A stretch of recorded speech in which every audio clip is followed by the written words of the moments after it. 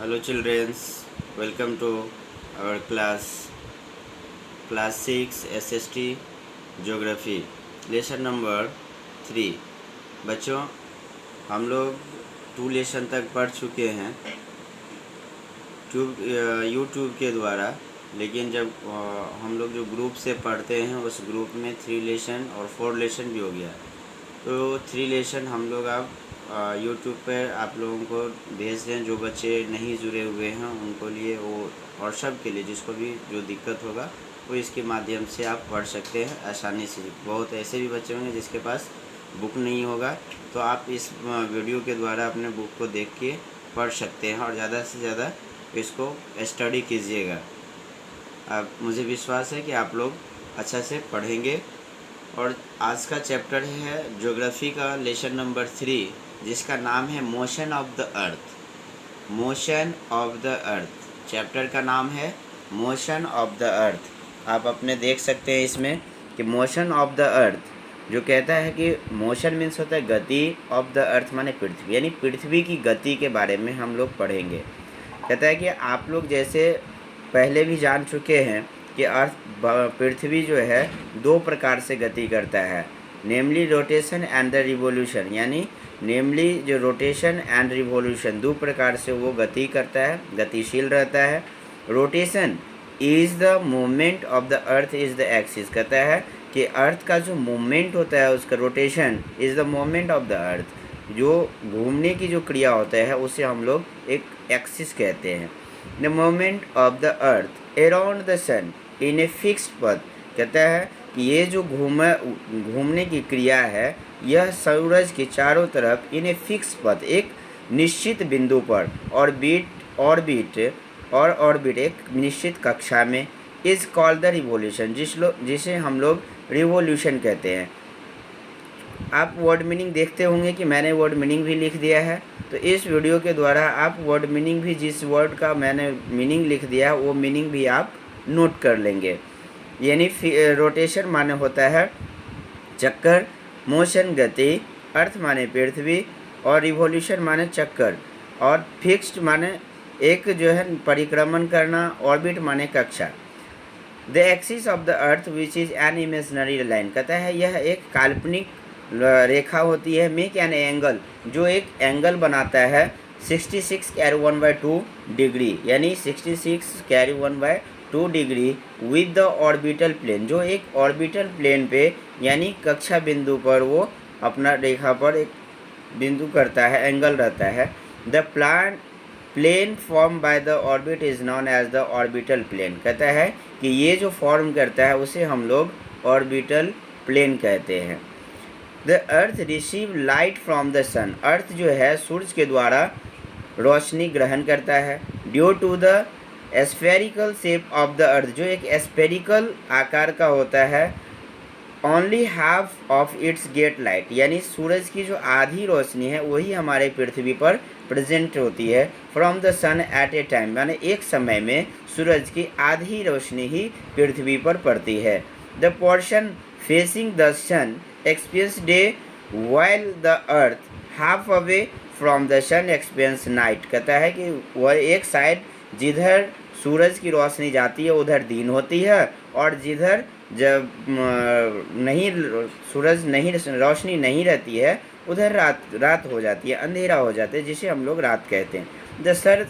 The circle that divides the day from night on a globe is called a circle of the illumination, कहता है कि ये जो circle यानी ये जो घेराव है जो डिवाइड्स करता है, बांटा हुआ होता है, of the day from night on a globe is called the circle illumination, जिसको एक रोशनीदार वृत्त कहा जाता है।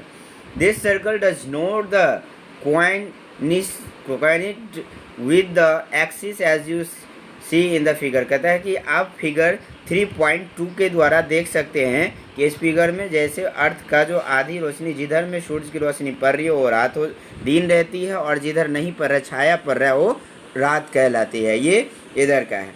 Day and night to earth due to the formation, कहता है डे और नाइट जो है इसका यह एक इन्फॉर्मेशन क्रिएट करता है इसका, जो रात और दिन होने का। ये rotation axis the period of the rotation is known as the earth day. कहता है ये जो पीरियड होता है, ये जो समय होता है रोटेशन का, घुमाव का, परिक्रमण का, is known as the earth day, जिसको हम लोग अर्थ डे के रूप से जानते हैं। This is the daily motion of the अर्थ। यह पृथ्वी का प्रतिदिन का जो है गति होता है। आगे व्हाट द हैपन, कहता है क्या आपने इसके बारे में कुछ जानते हैं कि what would the happen if the earth did the rotation, कि यह किस प्रकार से रोटेट करता है, किस प्रकार से यह रोटेट करेगा। That the rotate the if the earth did not rotate. अब what would happen if the earth, कहता है कि अगर पृथ्वी डिड नॉट रोटेट, अगर पृथ्वी रोटेट ना करे तो the portion of the earth facing the sun would always the experience day.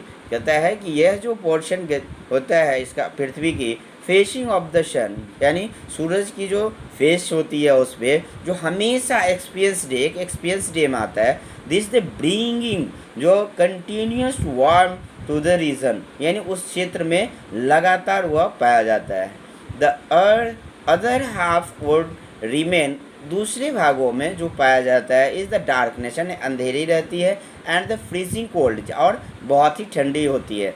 All the time माने हमेशा। Life would not have been possible in the extreme the condition, कहता है इस condition के अनुसार लाइफ जो है पूर्ण रूप से चलायमान नहीं हो पाती। द सेकेंड मोशन, दूसरी जो गति है of the earth around the sun is its orbit is called the revolution. इस कक्षा को जिसको हम लोग रिवोल्यूशन कहते हैं। It makes the 365 carry 1/4 days 1 years, यानी to the revolve around the sun, पृथ्वी को ये 365 दिन जो है चक्कर काटनी पड़ती है। We consider a year as a consisting of 365 days only and the ignore 6 hours for the sake of the convenience. कहता है कि ये जो रिवॉल्यूशन है ये हम लोग जैसे कि पढ़ते हैं जो सूरज में माने साल में 365 दिन होता है और 6 घंटा होता है। इसके द्वारा यही 4 साल के बाद चौथा साल हम लोग कहते हैं कि लीप ईयर हुआ, यानी इसका मीनिंग होता है कि 6 घंटा जो हमारा ये एक्स्ट्रा होती है वो 6 घंटा को चार बार जोड़ा जाता है, यानी 4 साल तक वो जुड़ा। तो टोटल कितना हुआ, 6 को और 4 से मल्टीप्लाई करो तो 24 होगा। 24 आवर इक्वल 1 डे नाइट, यानी एक दिन का बढ़ोतरी हो जाता है। हम लोग एक दिन का मतलब कहते हैं 24 घंटा का एक दिन हुआ, यानी उसका 24 घंटा हुआ, 12 घंटे रात 12 घंटे का दिन। यानी ये जो रिवोल्यूशन इसका जो मैपिंग है ये चीज इस तरह से रिवोल्यूट करता है और टोटल आके और प्रत्येक चौथा साल लीप ईयर होता है, यानी 24 घंटा जो उसमें जुड़ जाता है। तो 65 में 1 डे जो जुड़ गया, 24 आवर जुड़ गया तो 1 डे हुआ, तो वो टोटल 366 डे हुआ, यानी उस वर्ष को हम लोग लीप ईयर्स के नाम से जानते हैं। अब रोटेशन आप इस पिक्चर के द्वारा देख सकते हैं कि पृथ्वी की जो रोटेशन होती है वो किस किस प्रकार से रोटेट हो रही है। ये रोटेशन आपको प्रक्रिया दिखा रही है कि किस प्रकार से ये घुमावदार हो रहा है, घूम रहा है। जो सन जो ऑटोमन में माने उसका बसंत ऋतु, उसके बाद शरद ऋतु, उसके बाद जो है गर्मी, उसके बाद सर्दी, ये जितने सारे रिवोल्यूशन है ये किस किस प्रकार से आते हैं, ये सारे चीज़ इस माने ग्राफ के द्वारा आप देख सकते हैं, फिगर के द्वारा देख सकते हैं। और हाँ, इस फिगर को जिससे जो आपने पहले पेज में देखा, जैसे कि आप देख सकते हैं इस पेज को, इसे आपको फिर जो कॉपी आप बनाएंगे, कॉपी जो बनाएंगे उसमें ये मैप इसको ग्राफ को बनाना है, इस पिक्चर को भी बनाना है, इस पिक्चर को भी आपको उस ग्राफ कॉपी में बनाना है। और ये जो रिवोल्यूशन है, revolution of the earth and the seasons, इसका भी ड्राइंग करना है। प्रॉपरली कॉपी जो तैयार करेंगे आप उसमें ये ड्राइंग अवश्य रूप से करेंगे। मैप इससे क्या होगी तो आपको नॉलेज ज़्यादा बढ़ेगा, किस प्रकार से रोटेशन करता है, किस प्रकार से पृथ्वी पर आधी रोशनी आती है, किस प्रकार से दिन होती है और किस प्रकार से रात होती है। यानी ये जो आप बनाएंगे तो इससे आपको बहुत ज़्यादा सीख मिल जाएगी और बहुत ज़्यादा समझने में ज़्यादा परेशानी नहीं होगी कि मौसम किस प्रकार से बदलती है और कैसे रोटेट करती है। तो ये ड्राइंग हम लोग निश्चित रूप से ही बनाएंगे। अब आगे कहता है कि 6 आवर शिफ्ट जो मैंने आपको बता दिया, जो ये अगला जो लीप ईयर्स होगा वो 21 डेज़ का होता है। वैसे 4th ईयर तक हम लोग जो पढ़ते हैं, जैसे कि हम लोग पढ़े, आप देख सकते हैं इसमें दिया हुआ है कि 20 February is 29 days instead of the 28 days, such as a year में 360 days in a call the leap years. जैसे कि मैंने आप लोगों को बताया है कि लीप ईयर्स जो अधिवर्ष हम लोग कहते हैं कि वो किस प्रकार से होता है। तो वही जो हम बोले कि 365 डेज और 6 आवर्स होता है, तो प्रत्येक चौथा वर्ष वो 24 आवर्स हो जाती है, जो 1 डे का काउंटिंग होती है, और 366 डेज हो जाती है, जिसे हम लोग लीप ईयर्स कहते हैं। और उसी वर्ष के लीप ईयर्स के दौरान जो डे होता है वो फरवरी का महीना 29 डेज का होता है, यानी 29 दिनों की महीना होती है लीप ईयर्स की। वैसे और उसके बाद की जो फरवरी के महीने होती है वो महीने 28 डेज की होती है, यानी 28 दिन। फरवरी का जो दिन होता है वो 28 दिन का होता है। लीप ईयर्स में 29 दिन का डे होता है, दिन होता है। अब कहता है कि इस फिगर में आप 3.3 के द्वारा रिवॉल्यूशन आप देख रहे हैं कि it is the clear the earth is going around the sun in a elliptical orbit. Elliptical orbit माने होता है एक अंडाकार कक्ष, जो एक अंडाकार कक्ष के द्वारा आप देखिए कि वो जो मूव कर रहा है एक अंडाकार कक्ष के रूप में, एक अंडा की तरह वो गोल रूप से वो मूव करता है और वो कक्ष बनाती है। नोटिस दैट, आप इससे सीख सकते हैं कि थ्रू आउट इट्स ऑर्बिट, इसकी जो कक्ष, the earth is the inclined in the same direction. कहता है कि यह जो डायरेक्शन है, इसकी जो दिशा निर्देशित वो सेम डायरेक्शन में होता है, माने एक ही समान अनुसार निर्देशात्मक अनुसार होता है। A year is usually divided into summer. कहता है कि यह जो वर्ष जो है बटा हुआ है, माने 4 भागों में एक मौसम में बांट दिया गया है, summer, winter, spring and ottoman season, यानी ये 4 मौसम में हमारे वर्षों को बांटा गया है। जो 4 वर्ष है तो 12 मंथ्स का ईयर होता है। तब आप सोच सकते हैं कि वो एक सीज़न कितना दिन तक, कितने महीना तक रहेगा, 3 रहेगा या 4 रहेगा। तो 4 रहेगा तो हम लोग कैसे 4 4 जा 16, यानी ये हो जाएगा कितना, 16 महीना का ईयर होगा। तो ऐसा तो हम लोग नहीं पढ़े, उसमें क्या है, तो 12 मंथ का ईयर्स होता है, तो ये कितना हो जाएगा 3 मंथ्स। 3 मंथ्स 1 सीज़न लगभग 3 मंथ्स रहता है, और वह धीरे धीरे फिर दूसरे मंथ में करता है तो मौसम चेंज होने लगती है। जैसे हम लोग कहते हैं कि किसी को सर्दी हो गया, बुखार हो गया, या कुछ ऐसे मौसम चेंज होने से कहते हैं कि यह मौसम चेंजिंग के कारण, सीजन चेंजिंग के कारण ये सारी चीज़ हो रहे हैं। Seasons change due to the change in the position of the earth around the sun. कहता है कि सीजन जो चेंज होता है वह अर्थ अराउंड द सन, यानी अर्थ जो पृथ्वी का जो चक्कर जो काटता है वो उस पर डिपेंड करता है कि किस प्रकार से वह किस पोजीशन में वह चल रहा है, उसके हिसाब से चलता है। आप कहता है कि आपने पिक्चर 3.3 में देखा होगा कि we will see that the 21 June माने 31 जून जो है हमारे महीने का, जो 31 जून होता है, द नॉर्थर्न हेमिस्फीयर यानी उत्तरी जो गोलार्ध होती है, हेमिस्फीयर होती है, is the little tilted world the sun, जो सन का टिल्ट करता है।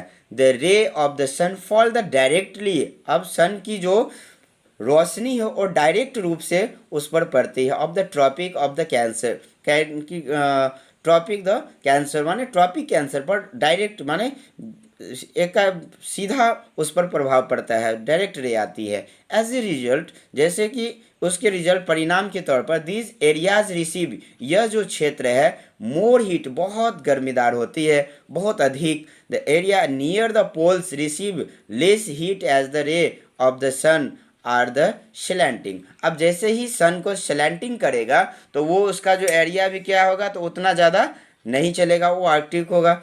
एंड स्लैंटिंग करेगा, रिसीव कम हीट कम एज द रे जो है उसका वो सन का स्लैंटिंग करता है।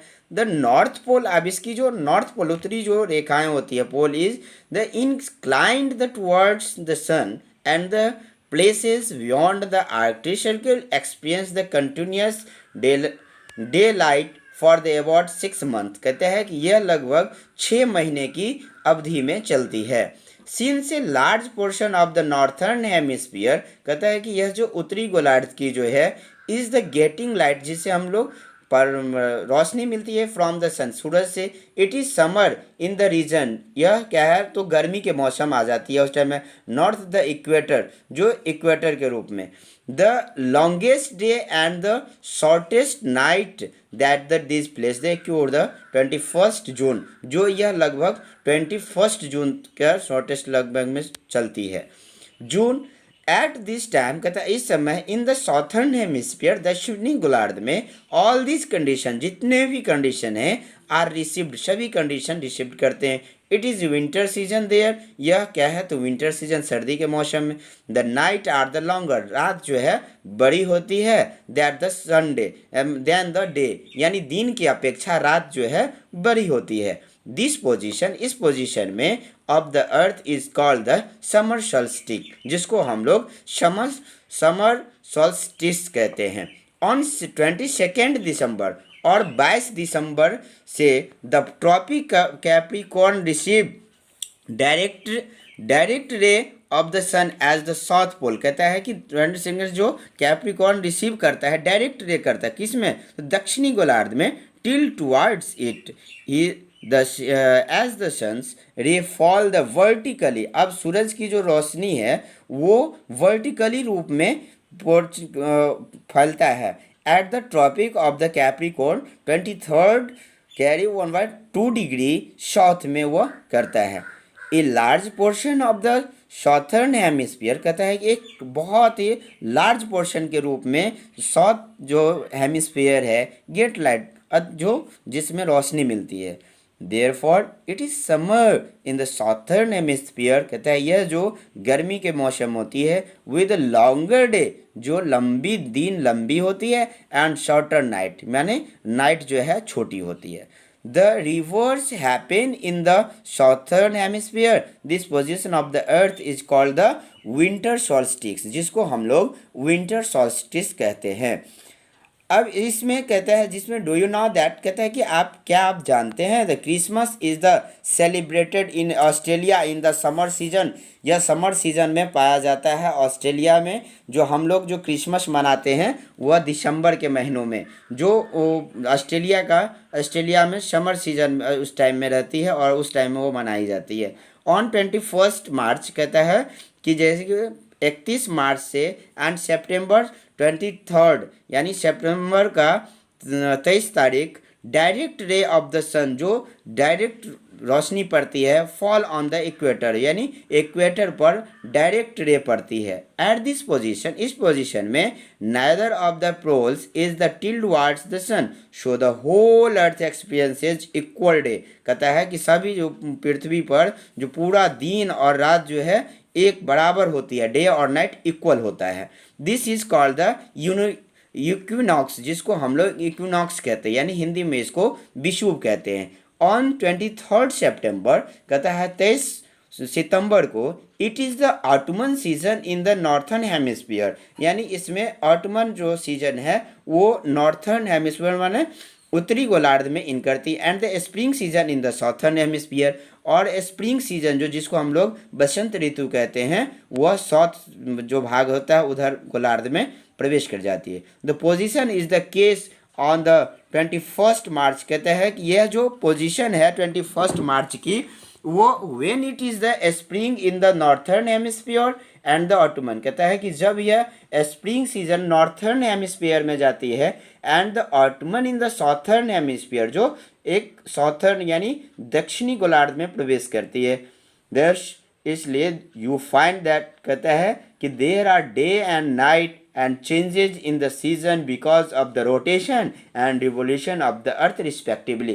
इसलिए हम लोग कहते हैं कि जितने सारे दिन और रात होती हैं ये सभी रोटेशन के कारण होते हैं, यानी जो हमारे प्राकृतिक हमारी जो पृथ्वी की जो परिक्रमा है उनके घूर्णन के गति के कारण, मोशन के कारण होता है। तो इसलिए कहते हैं because of the rotation and the revolution of the earth respectively, यानी अर्थ की जो परिक्रमण है उसके कारण यह दिन और रात के कारण इस प्रकार से होता है। अब आप लोग जो है ये जो चैप्टर हम लोग पढ़े, इस चैप्टर को हमको आप लोगों से अपेक्षा रखेंगे कि आप लोग ज़्यादा से ज़्यादा इस चैप्टर को रीडिंग देंगे। जिसके पास बुक नहीं है कोशिश करेंगे जो बुक मंगाएंगे उससे रीडिंग देंगे। प्रॉपर रीडिंग देने के बाद इस समझेंगे, समझने के बाद जैसे ग्रुप चलता है उस ग्रुप में आप लोग पूछ सकते हैं, अपने क्वेश्चन को समझ सकते हैं। जो क्वेश्चन समझ में नहीं आएगा या जो कोई ऐसा भी वर्ड है जो आपको समझ नहीं आया तो आप ग्रुप में आके पूछ सकते हैं और उस क्लास से जुड़ के क्लास भी ले सकते हैं। और इसकी जो क्वेश्चन आंसर है वो मैं नेक्स्ट वीडियो में डालूंगा, जिससे आप लोग बना लेंगे। क्वेश्चन आंसर मैं बना के भेज दूंगा। अभी फिलहाल में जैसे इस वीडियो के द्वारा आप टिक द करेक्ट आंसर में आप देख सकते हैं कि मैंने टिक लगा दिया है। ये आप टोटल रूप से देख के समझ सकते हैं और आप भी इसको तैयार कर लेंगे। जो आप क्वेश्चन के द्वारा देख सकते हैं कि इस क्वेश्चन में मैंने बनाया है और ये इस तरह से आप भी टिक लगा लेंगे। और ये जो फिल इन द ब्लैंक्स है, इस फिल इन द ब्लैंक्स को भी भरेंगे जो आप लोगों को दिखता होगा वीडियो के द्वारा, जिसमें आप लोग भर लेंगे।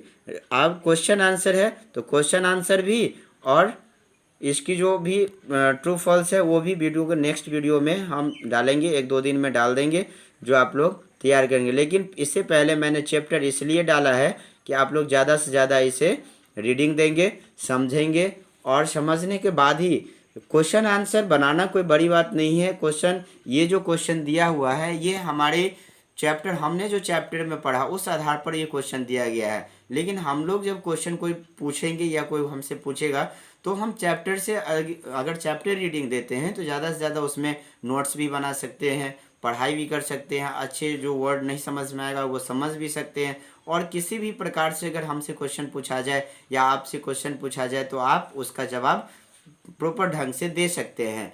अगर आप रीडिंग नहीं देते हैं तो यह हम पूर्ण रूप से पढ़ाई नहीं कर पाते और जवाब नहीं देंगे। क्वेश्चन आंसर तो एक माध्यम होती है जो हम लोग जो इस अध्याय में पढ़े तो एक क्वेश्चन है तो इसका आंसर बनाना है, लेकिन बस वो रटने मात्र से नहीं हो जाएगा। और इसमें जो टिक करेक्ट दिया हुआ होता है या फिल इन द ब्लैंक्स दिया होता है उसके करने से नहीं होगा। बस करने से ये होता है कि हम ज़्यादा से ज़्यादा बुक का स्टडी करें, ज़्यादा से ज़्यादा उसे पढ़ें, समझें, उसकी मीनिंग को समझें, वो क्या हमें बुक के द्वारा क्या समझाया जा रहा है उस बातों को समझें। उसके बाद हमें तो आराम से क्वेश्चन आंसर हम बना सकते हैं, सॉल्व कर सकते हैं या किसी भी प्रकार से क्वेश्चन आगे हमें कोई दिक्कत नहीं होगी। So I hope everyone to read properly the chapter and the next video, in the next video question answer submitted for all students. Thank you.